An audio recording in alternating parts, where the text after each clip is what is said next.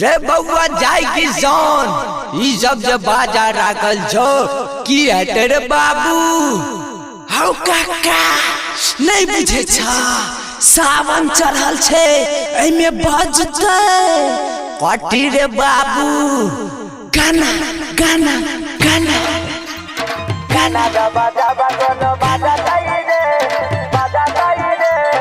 अखन अपने सब सुन रहल छी माँ कमला म्यूजिक के शानदार प्रस्तुति। जय हो कमला।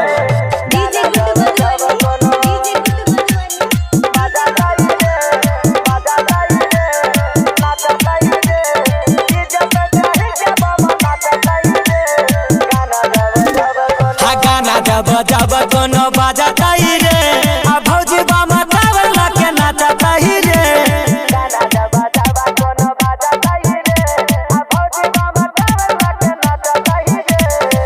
सावन में माझे में बरस बदरिया सावन में माझे में बरस बदरिया डीजे पे चढ़ के सावन नाचा ताई रे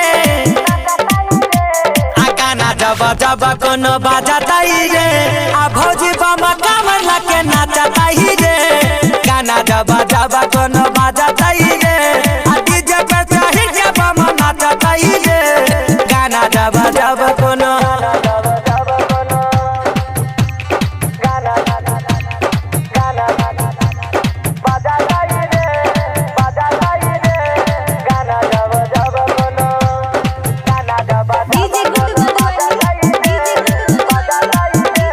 अखन अपने सब सुन रहल छी माँ कमला म्यूजिक के शानदार प्रस्तुति। जय हो कमला। अरे भरे सब है छठी के भांग मस्त रे कहे छे जिया महाकाल के भक्त रे।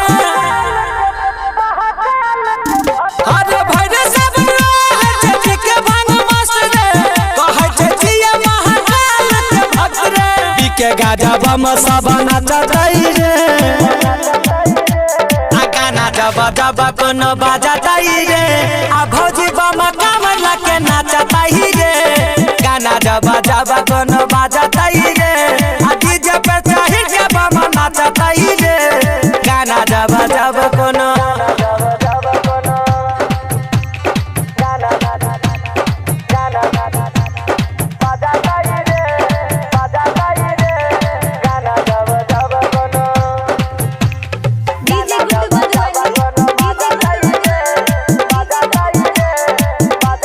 अखन अपने सब सुन रहल छी माँ कमला म्यूजिक के शानदार प्रस्तुति। जय हो कमला। भरत किशन के बाजत गाना सब रमेश महाकाल के दीवाना। भरत किशन के बाजत गाना सब रमेश महाकाल के दीवाना। यादव सिंदर संगे नाचताई रे आ गाना दबा दबा कोनो बाजताई रे आ भौजी बम कावला के नाचताई रे गाना दबा दबा कोनो